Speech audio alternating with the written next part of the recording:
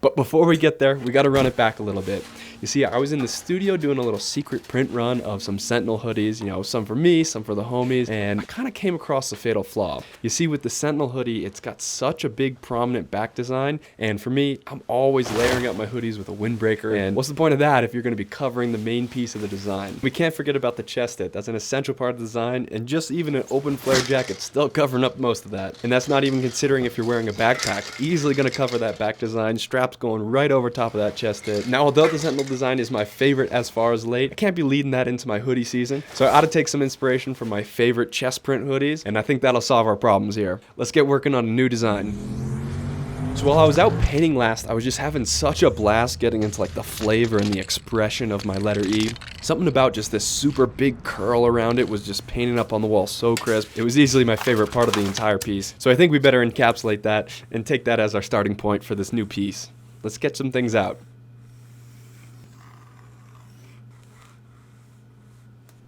Huh. Kind of reminds me of like a snake tongue almost. Maybe even a side profile. Look cool. And we definitely got to do some arrows on attack here.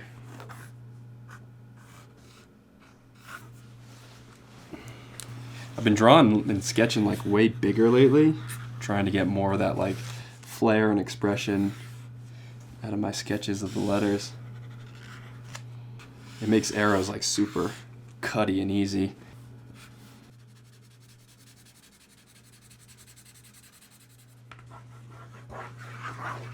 Definitely loving the sauciness there, and the cuts are gonna complement the snake, I think, as a character pretty well. Let's go maybe digitalize some of this. So the graffiti digitalized up super fast, and I think I'm gonna stick with that yellow, orange, and red color combo from the original spray paint piece. Can't say I've ever designed a hoodie with that color scheme, and I think it's gonna pop super nice off of a black hoodie. So I'm definitely in over my head with the character side of this thing. I'm thinking that if we curve the snake a bunch, we'll be able to actually intertwine that letter E, maybe an entanglement better yet, so it wraps all around it and you get the two kind of merging together. You guys don't need to see me draw all the scales. I first tried drawing the tongue in a dark purple, but you could barely see it off the black backdrop. How about we hit it with the orange? I took one of the spray paint brushes and basically just made it solid black and white so it can add that kind of half-tony splatter, and then I went crazy all over top of the snake. Definitely don't want it mixing over top of the piece though, so let's clean that up with a little bit of an eraser. So I gotta give a huge thank you to Arena for sponsoring all the silk screens in this video. They offer an amazing service where you can actually get pre-made silk screens. So I prepared my images just the way I would with a transparency film, but Arena actually does a digital print of that image right on there, so you get perfect alignment and as well as like way more detail than I could ever capture at home. Even in person, it's somewhat hard to see what's what before you get ink on there, but you might even catch a little sleepy side there. And I know you guys saw me have a ton of trouble getting my screen exposures dialed in last time, and this kind of totally takes that out of the picture. You don't need your washout booth, you don't need your emulsion, they do it all in-house with your digital file. I'll have a link to their site and some specials down in the description if you're interested in checking it out. Alright, let's go get these on the press. I've actually only done a multicolor screen print once before, so I think I might have to relearn a few things along the way.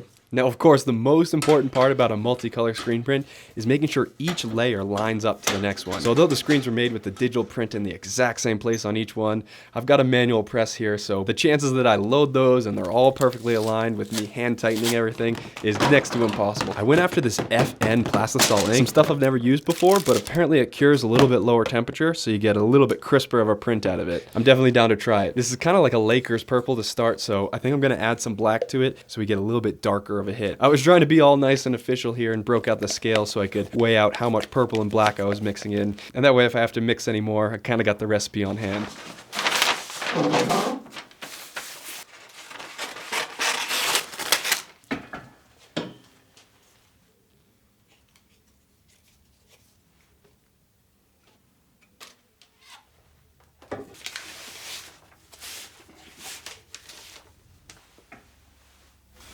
That's pretty good.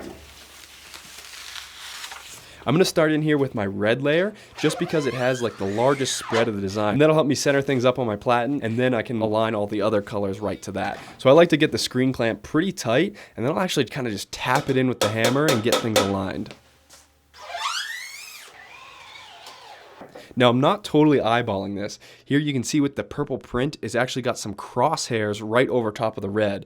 And basically all my colors have that same crosshair. That makes it much easier to know like how much you have to shift it in which direction to get all those to cross up on each other. And I gotta say, first pass on the purple seemed pretty good. A couple of the corners were a little bit out, but I think it should be good enough to keep going. I think I'm actually going to throw down a t-shirt now, and that way we can reduce our variables a little bit with the extra added depth change that the poster paper would have all the way up to the hoodie. There's a pretty big throw between those two. Yellow and purple came in line pretty easy as well.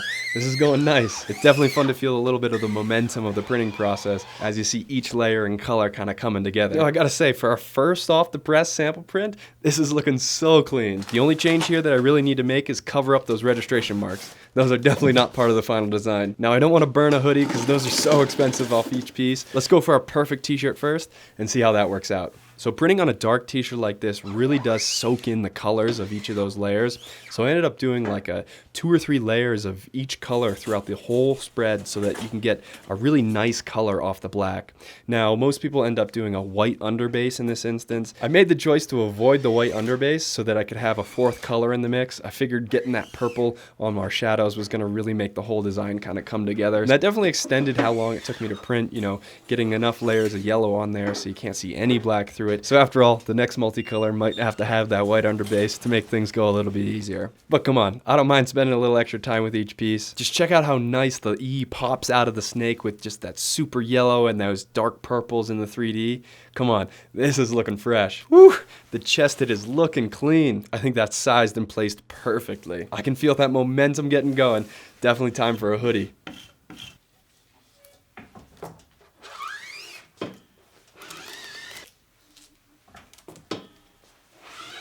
Oh no, I can feel my squeegee getting stuck. I think that only means one thing. You can see down here at the bottom with the rattlesnake totally getting bunched up. It's actually kind of surprising to see how clean the print still is. Well, I got a little ahead of myself here. We'll just finish out the other colors, dry this puppy up, and I guess I got a new painting hoodie. Nothing like a little mistake to let you catch your breath and kind of reassess. Checking out all my colors and placements. I might even go a little bit brighter on my reds here, but I think I could punch a little orange in there and pull those off the hoodie just a touch more. I don't want anybody to forget the snake in the mix. Let's go back to the trusty red frame and make sure that the tail of the snake does not go down by the pocket. And on the other side, make sure the head of the snake isn't too close to the collar. Hit it with yellow, hit it with orange, hit it with red, hit it with purple. Oh, I think we got the perfect print here. I don't know what it is, but leaving the hoodie as the blacks in the design makes the feel of the hoodie just so nice. It might be just partial because you get that snake scale all the way around it, but it almost feels like it's got like cool movement to it. Well, I think we did it. The entangled design is fresh off the press. Well, I definitely think I found a way to remedy being able to layer up this hoodie. This is gonna look so tight under a vest or a puffer. I'm gonna throw a few of these up on the web shop after the video. Go check them out if you're down. Let me know if you guys are feeling this session. I had a ton of fun putting it together. That's gonna do it for me. Stay up.